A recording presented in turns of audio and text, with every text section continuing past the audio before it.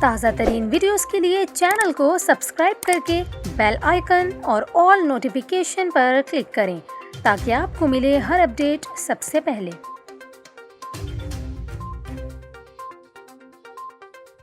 اور ابھی آپ کو کراچی کے موسم کے حوالے سے خبر دیں، جہاں محکمہ موسمیات نے آج بھی شہر میں گرج چمک کے ساتھ تیز بارش کی پیش گوئی کر دی ہے۔ آپ کو بتائیں کہ محکمہ موسمیات کا کہنا ہے کہ کراچی کے قریب مزید تھنڈر سیلز بننے کا امکان ہے، جس کے باعث شام اور رات کے وقت بارش کا سلسلہ ایک مرتبہ پھر شروع ہو جائے گا۔